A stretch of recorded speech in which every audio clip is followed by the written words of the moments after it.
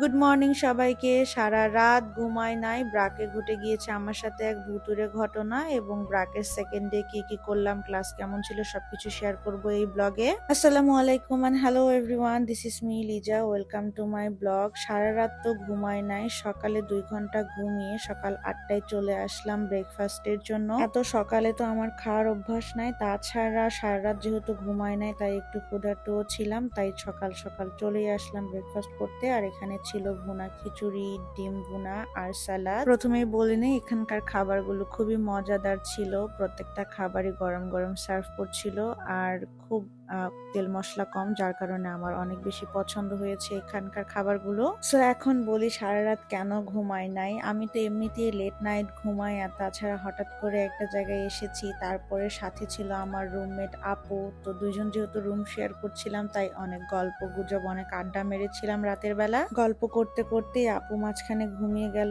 তারপরে আমি যখন ঘুমাতে যাই তখন কোনোভাবেই ঘুম আসছিল না। তারপরে লাইট অফ করে যখন আমি ঘুমাতে গেলাম, তারপরে আমি বুঝতে পারলাম যে সামথিং ইজ রং, এখানে একটা ভুতুড়ে ঘটনা ঘটছে বা রুমের মধ্যে কেউ একটা আছে। তো আমি চিৎকার করে উঠি আপুকে ডাকছিলাম। পরে আপু জিজ্ঞেস করার পরে আমি আর কিছু বলি নাই, যদি আপু ভয় পেয়ে যায়। তাছাড়া আমি সিংহ রাশি, আমি কিন্তু ভয় পাই না। দোয়া কালাম পরে আবার ঘুমালাম 2 ঘন্টা। ঘুম থেকে উঠে কোনোভাবে রেডি হয়ে আর কি গেলাম নাস্তা করতে। নাস্তা করে এসে আবার ক্লাসের জন্য রেডি হয়ে চলে আসলাম ক্লাসে। খুবই তাড়াহুড়োর মধ্যে ছিলাম। নাস্তা ছিল সকাল 8টায়, তারপরে আবার ক্লাস সকাল 9টায়, তাই কোনোভাবে তাড়াহুড়ো করে রেডি হয়ে চলে আসলাম ক্লাসে। এখানে যেহেতু একটা টাইমিং এর ব্যাপার আছে তাই সবকিছু টাইম টু টাইম করতে হচ্ছে। আর আগের ব্লগে আমি বলেছিলাম যে আমরা এখানে কেন এসেছি। এসডিপি বিজনেস স্কিল ডেভেলপমেন্ট প্রোগ্রামে আমরা এই ব্রাকে সবাই এসেছি। আর এই প্রোগ্রামটা সারা বাংলাদেশে আমাদেরকে দিয়ে ফার্স্ট উদ্বোধন হলো। 9টায় ক্লাসে আসলাম, 11টার মধ্যে আমাদেরকে টি ব্রেক দিল। আর টি ব্রেকে আমাদের এখানে সামোচা দিয়েছিল,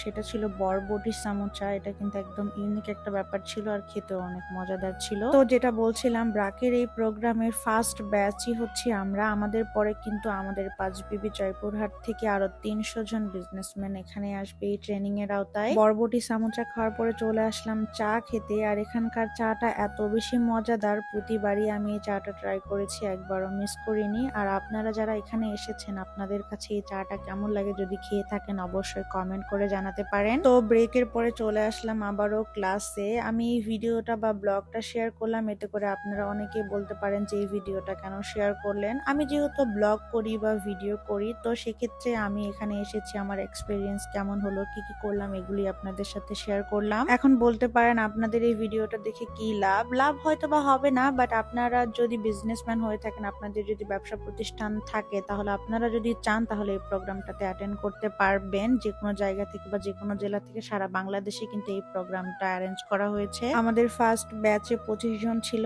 এর পরবর্তীতে কিন্তু আমাদের জেলা থেকে আরো 300 জন আসবে। 25 জন করে এই ব্যাচটা অ্যারেঞ্জ করা হয়। তো ক্লাসে থাকতে থাকতে আবার মাঝখানে বাইরে চলে আসলাম একটু হাঁটাহাঁটি করতে, কারণ একসাথে বেশিক্ষণ আমি বসে থাকতে পারি না। তারপরে আবার ক্লাসে চলে গেলাম। ঠিক 1টার সময় আমাদেরকে লাঞ্চ ব্রেক দেওয়া হয়। এখানে একদম সবকিছু টাইম টু টাইম ঘড়ির কাঁটা ধরে।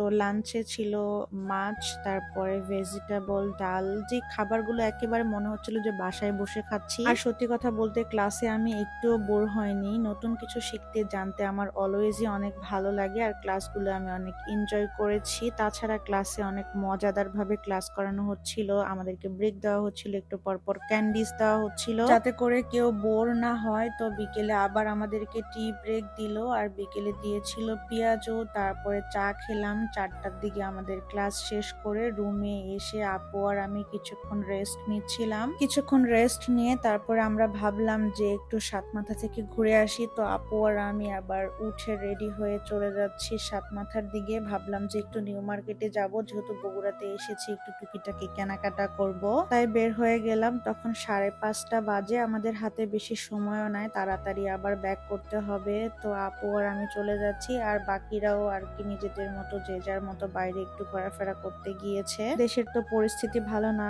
তাই আমাদেরকে ওইখান থেকে ভাইয়া বলে দিয়েছিল যে তোমরা যাচ্ছ বাট তাড়াতাড়ি চলে আসবা, যেহেতু মেয়ে মানুষ দুইজনাই। তো আমি বললাম যে প্যারা নেই, বগুড়া সিটি আমি সবকিছুই চিনি। ঢাকা থেকে মুভ করার পরে সবকিছুর প্রয়োজনেই আমি বগুড়াতেই অলওয়েজই আসি। আর বগুড়া সিটি কিন্তু আমার অনেক ভালো লাগে এবং ভালোবাসার একটা জায়গা। বগুড়া সিটির প্রতি আমার একটা আলাদাই টান আছে, সেটা সবাই জানে যারা আমার ভিডিও দেখে। বগুড়াকে ভালো বলাতে অনেকেই জেলাসি ফিল করে, বাট আমার কাছে কখনো কোনো কিছু খারাপ দেখি নাই বা আমার সাথে কোনো ইনসিডেন্ট ঘটে নাই, এজন্য আমার কাছে ভালোই লাগে। তো আমরা চলে আসলাম সাতমাথাতে। আর ঢাকার মতো এখন বগুড়াতেও যানজট লেগে থাকে। বগুড়া সিটির মধ্যে এখন ঘোরাফেরা করতে গেলে ঢাকার ফিল পাওয়া যায়, কারণ ঢাকায় যেমন যানজটে আটকে থাকতে হয়, বগুড়াতেও এখন সেম অবস্থা। তো এখানে আমরা রিক্সাতে বসে আছি, চলে যাব নিউ মার্কেটে। আমাদের হাতেও বেশি সময় নাই আর ওরকম বড় কোনো কিছু কেনারও ইচ্ছা নাই। টুকিটাকি জিনিসপত্র পছন্দ হলে কিনবো। তো আপু ব্যাগ কিনতে চাচ্ছিল, বাট এই ব্যাগগুলোর প্রাইস অনেক বেশি ছিল, কোয়ালিটি ভালো ছিল। তারপরে এই কসমেটিক্স এর দোকানে আসলাম। বগুড়ার অনেক মানুষ এই কসমেটিক্স এর দোকানটা চিনেন। ওইখান থেকে টুকিটাকি কেনাকাটা করার পর আপু একটা ওড়না কিনলো। তারপরে টুকিটাকি অনেক কিছুই কিনেছিলাম, বাট ওইগুলোর ক্লিপ আর নেওয়া হয়নি। তারপরে তো আমাদেরকে ব্যাক করতে হবে, তো ভাবলাম যে হেলদি কিছু খাই। তো এখান থেকে ডাব নিলাম, রিক্সায় বসে আমরা দুইজন ডাব খেলাম। তারপর রিক্সা নিয়ে চলে আসলাম বনানীর কলোনিতে।